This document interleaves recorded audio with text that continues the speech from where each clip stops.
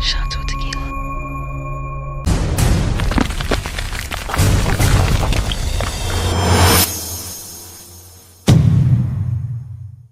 Welcome to the Put It On Experience. I'm Kay Elliott, your style plug, and today we're going to talk about putting that shit on and getting to know our guests better. Welcome to the conversation, the owner, the designer of Alani Taylor, my dog Murph. What's good? What's good? Man, how you doing? I'm always good. Man, I appreciate you coming by chopping it up with me, bro. I appreciate being here, man, for sure. Yeah, man, I've been looking forward to this for a little minute, man. So let's get on into it, bro. So before we get into this conversation, tell us what you got on the body today, bro. I got this out the dirty clothes this morning. Alani Taylor for sure. Absolutely. But no, I got on Alani Taylor. Honestly, most of the clothes that I wear, it be stuff that I just put together because I literally am always late, but always trying to be on time. So this is something that I made during the Savage collection, the fashion show y'all actually came to. These were actually giveaways to some of the people in the audience. So Yeah, that's dope. I wish I had that one. here we go. Here we go. I got you. So what inspired this fit? I know you said you was late. So what inspired this fit? Was it you just trying to put something on so you can get here on time, or was it inspiration? It was on the iron board next to the iron. It was the quickest thing I could do. Heard. Literally. Heard. All right, bro. So people know you as Murph. Let's talk about what got you started. What or who inspired you to get into fashion? Nobody inspired me, honestly. Like, every time somebody asks me that, I always have to say that this whole fashion thing came from God, because this was not in my Rolodex. It wasn't in my mental. It wasn't in anything like that. At the time, I was still in the military. I think 2011, I don't know even how long I was still serving at that time.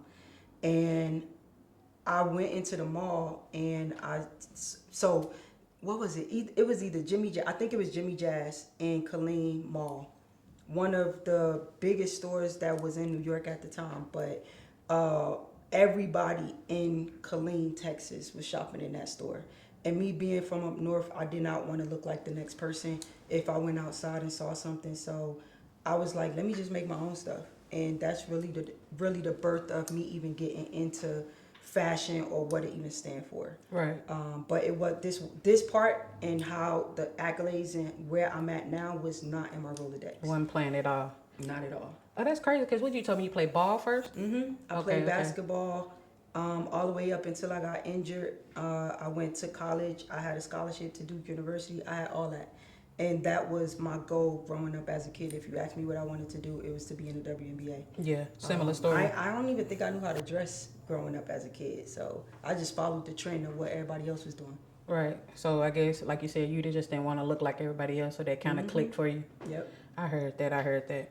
So, bro, I've been following you for years. Even before even meeting you, I've seen you on different platforms, and I think you made a trench coat, and you had like, it was either pictures or different like patches on it. You know what I'm talking about? Richardson joint? I'm not sure. The Black Lives Matter. It could have been, but it was khaki or a tan, and then you had different patches. It was either pictures or patches, but they were square, and I think they were like black and white. Okay, so that wasn't mine. I was actually wearing another designer's clothing that was in my clothing store at the time. Okay, so that's when I first ever seen you. You was in it. Yep, this and particular that was time. just me using my platform to like help him get the views and stuff like that. But that wasn't even me. And come to find out, it wasn't even him either. So I ain't gonna. That's another story. That's another one. All right. Okay. So, what was your first big break in the fashion industry? And break as far as what, exposure or like a project or something? I would say like your first major platform. Yeah, or even artist or event. Platform wise, event, which is going to go hand in hand, is when Eva Marcel hosted a fashion show in Dallas, Texas, and that's when like I was like, I could really do this shit. And because the clothes that I had put on the runway, even I was like, wow. And so that's when I could say people in Texas at the time really started like looking at Alani Taylor. My biggest moment was when I was able to go to Paris and do Paris Fashion Week. Oh no, that was crazy. That changed my whole perspective of what fashion even supposed to look like. So by the time I came from Paris, I was a whole different type of designer because I had the opportunity to go and see what their fashion looked like compared to ours. And I was like, damn, like we way behind on the times when it comes to fashion. And I didn't want to be. So I kind of really studied more of overseas fashion than American fashion, which is why a lot of my aesthetic is not like something that us here in America is going grass to compared to overseas. Heard. I think you were saying something about like a more of a Euro style, I guess. Okay. So my military background, overseas, all of those different type of aesthetics is kind of play a lot into my garments. Heard. Yeah, I like that. I might need to get over there somewhere in China or It'll change somewhere. your life, bro. Yeah, for sure. I gotta make that happen. All right. So, what is your process when creating a new collection? Like, what type of mind frame do you have to put yourself in? I don't have one. And I feel like the fact that I don't really follow the fashion trends, the fashion rules, what season is supposed to be what next colorway is coming out, is why I'm the designer that I am. Because I literally am the lone wolf. I would go the other way if I see everybody going this way. Right. So whatever everybody else is doing, I want to do something different.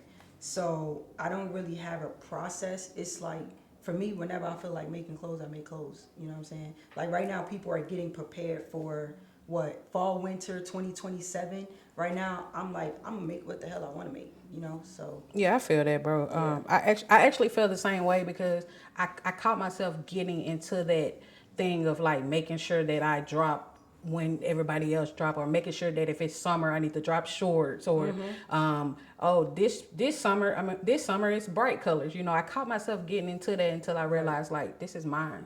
Right. And what I want to create, that's what I'm gonna put out. I don't care if it's a jacket. If I want to put it out in June, I'm gonna do it. right. Because when you do that, to me, I feel like it keep you in a box. Like Absolutely. you're not able to expand your vision when you're just trying to stay with what the society or what the fashion industry says this is what's supposed to be happening right now. Right. Like y'all go do that, but I'm gonna do something. I'm gonna do this. Yeah, for sure. I heard that, bro. I completely agree. All right, so we was at your fashion show at Atlanta Fashion Week last year, which was super dope. The pieces, the whole, what was it? The whatever your vision was behind it. How you had like all of the groups come out at the end with the little mask and thing like that. Like that shit was dope. What was the inspiration behind? Is it Elegant Savage? Or is it Elegant Savage? It's Savage, yeah. Okay, Elegant Savage. What was you thinking when you made that collection? Robbing a bank, honestly. Okay. So I was just you like, did have that reference. Yeah. I was like, I wanted, because anytime I do a fashion show, I want it to be an experience. But I can only go but so far under somebody else's umbrella of doing fashion. So I tried to push as much as I could get approved for to really show what the vision is, because even with that, y'all didn't get half of what was in my head. Right. But it was supposed to represent them robbing a bank, but inside of the bank were high fashion designer clothing. And so they was successful with it, and they had all their goons go into the bank first, clear stuff Okay, out I caught and that. all of that. And then after they was able to clear out the bank, then the two head honchos came, which was the girl in the mask and They her, had the the guy, objects and stuff. the furry trench and Yeah. stuff like that. So that's why at the end, and I didn't even get to see it, but you guys saw it like up close. So at the end, all their workers pretty much opened up and spread open. She snapped her finger and they open up, and then it's like for her visually, she's walking in that whatever the bank thing is once they broke it over. What was the vault? The vault. There we go. Okay. Yeah, so they broke the vault out, and now we taking all this Alani Taylor shit.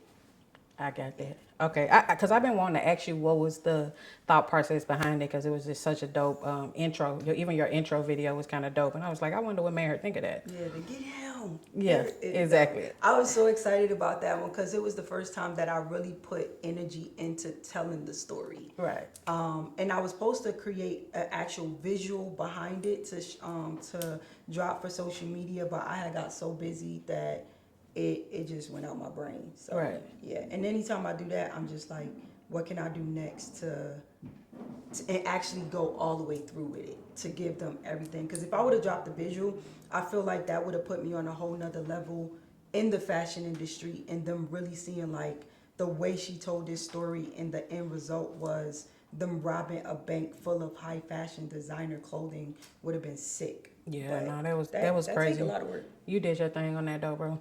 I appreciate Yeah, it. because Babe always telling me that I need to have like a story behind my collections. And sometimes I just don't. I just literally have an idea that's itching me and that I just want it out there. And that's okay. Like, yeah. when it's time for you to do that, you're gonna know when to do it. Because I've been saying the same thing. Like, this was very intentional for me, but I've been in fashion since 2011. And this was the first time that I was like, I want to be very intentional with what I'm doing. Any other time, it's just like, y'all gonna get what y'all get from me because that's what it's gonna be. But when it's your time to be like, yo, I really want to do it, then your passion behind it is gonna be there. So, and everybody do that. Like, even if it's the wifey or whoever, or your supporters, they're gonna be like, you should do this, you should do that. But you really gotta have that in your head for it to be executed the way you want it to be. Absolutely. So don't rush it. Thanks for that advice. Mm-hmm. Tell her I said it. I will. I think she might hear you.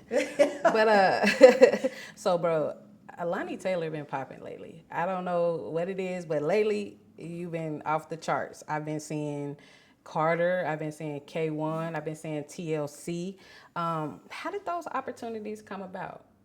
I treat my customers well. Like, honestly, I can't do nothing. It's God, bro. Like, I'm not, like I told y'all before, even on the panel, I'm not looking for none of this at all. These people are calling me because I'm just consistent with what I do. I'm dedicated, and then when the universe see that you are doing what you're supposed to do, they don't have a choice but to give you what you deserve. You know what I'm saying? So the K1, that came to me. And for me, it's like I speak certain things into existence because me and Carter talked about K1. She met K1 last year at, I believe, like the BET joint. And K1 and Kaylani, and she's like, yo, y'all gotta check out my best friend. And she came back and told me, and I'm like, bro, it's gonna happen when the universe aligns that to happen. Like, I'm not searching for Kaylani or K1 or whatever. And she showed me the messages too, like, yo, you really got, like, let it just do what it do. And then when the K1 joint came, I hit Carter. I said, we talked about this a year ago. We just wake up and do what God told us to do, and it's going to come, because I did not go for it. I didn't go for the TLC joint. I didn't even know it was going to be as big as it is right now. Yeah, that's crazy. When they hit me and was like, yo, I need these pieces. I can't tell you who it is right now. And then that next, or two days later, they had a photo shoot and everything. And the lady was calling me on FaceTime, and she was like, yo, I was trying to call you because TLC literally wanted to tell you how dope your clothes was. But it was an unknown number, so I'm like, I'm not answering it. And so when she called me twice, I called it back. She didn't answer, but it's dope. It's dope. Like, I thank God every day that I wake up for the things that He provides to me. I thank Him for removing those that don't belong and replacing them with those that do, because the ones that are replacing is bringing opportunities like this where it's not forceful and it's literally all natural movement. You know, I appreciate people seeing Alani Taylor, but I'm on something totally different, and Alani Taylor is doing what I built it to do, which is surviving on its own. You know what I'm saying? While I go and do what Murph want to do. And yeah. So, speaking of that, would you say you're in love with fashion? No. Why? Cause I'm not. Like, I know what being in love feels like, and that's not it. Literally, just God gave me a gift that He said, you're gonna be great at this. He didn't tell me I had to love it. You know what I'm saying? I am in love with helping people. I'm in love with creating a platform to watch other people win, and that feeds every part of my soul. You know what I'm saying? Yes, I love watching people put on Alani Taylor and feel good, but me actually changing somebody's life for something that I can be a vessel to them for, I'm in love with shit like that. Say less. Say less. Well, then that leads me to my next question. Word on the street is that you leaving this fashion game. Why would you leave something you're so great at? Because He didn't tell me that I had to stay here forever. Okay. God gave me a platform. He gave me a gift to create a platform that's going to be a blessing to people forever. But I don't have to be there. I just had to be the one to build the boat. Once the flood is over, get the boat on the road and let me rebuild this city.